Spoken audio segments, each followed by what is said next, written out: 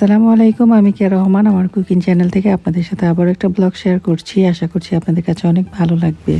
দুপুরের রান্না বান্না চলতেছে। আজকে হচ্ছে একটা ভাবির বাসায় বেড়াইতে যাব। আপনাদের সাথে মজার একটা কথা শেয়ার করি, সেটা হচ্ছে অনেকেই বলেন যে আসলে কোন ভাবির বাসায় যান, কেন তাদের চেহারা দেখান না। আসলে আমি টুকটাক অনেকগুলো ফ্যামিলির সাথেই মিশি, অনেক বেশি ফ্রেন্ড সার্কেল না থাকলেও মোটামুটি কয়েকটা তো আছেই। তো যাদের বাসায় আমি বেশি বেশি যাই তাদের বাসাগুলো আপনাদের সাথে শেয়ার করি।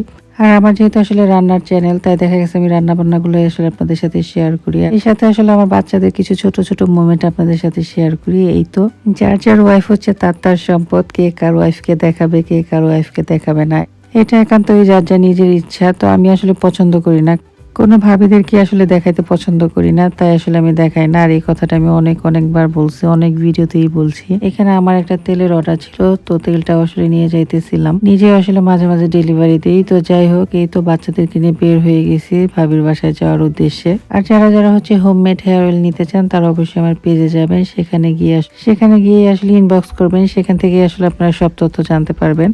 তো হাঁটতে হাঁটতে এই যে চলে আসলাম ভাবির বাসায়। আসার পরে তারা সবাই মিলে গল্প করতেছে। সবাই মিলে আসলে একসাথে হইলে তখন তারা সবাই অনেক গল্প করে, অনেক আড্ডা দেয়, অনেক মজা করে। এর সাথে আমরাও আসলে অনেক আড্ডা দিই। তো এক ভাবিকে আসলে মিস করতেছিলাম, সে হচ্ছে বাংলাদেশে চলে গেছে। আর এখানে হচ্ছে ভাবির হাতে চা খাইতেছিলাম। এর সাথে হচ্ছে ভাবি এখানে ছোলা বোনা করতেছিল আর বানাইতেছিল পেঁয়াজু, সবকিছু দিয়ে একটা মুড়ি মাখা হবে আর কি। বিকেল হলে আসলে দেখা যায় এই ধরনের খাবারগুলো কিন্তু খাইতে ভালোই লাগে। একটা জিনিস কি আপনারা খেয়াল করছেন, আমি যাদের সাথে মিশি তারাও কিন্তু অনেকটা আমার মতোই। বিকেল হলে দেখা গেছে বিভিন্ন টাইপের খাবার দাবার খাইতে অনেক বেশি পছন্দ করে। তো যাই হোক, এই তো বিকেলবেলা হচ্ছে সবাই মিলে সুন্দরভাবে মুড়ি মাখালাম, তারপরে ওই যে বাচ্চাদেরকে দিতেছিলাম। তো ভাবির বাচ্চা তো একটাই, আমার বাচ্চা তো আলহামদুলিল্লাহ তিনটা। আল্লাহর রহমতে খুব শীঘ্রই তার ঘরে আর একটা সন্তানও চলে আসবে। বাচ্চা কাচ্চা হচ্ছে আল্লাহ দেওয়া অনেক বড় একটা নিয়ামত। তো যাই হোক, এখানে বাচ্চারা অনেক মজা করে আসলে খাইতেছিল।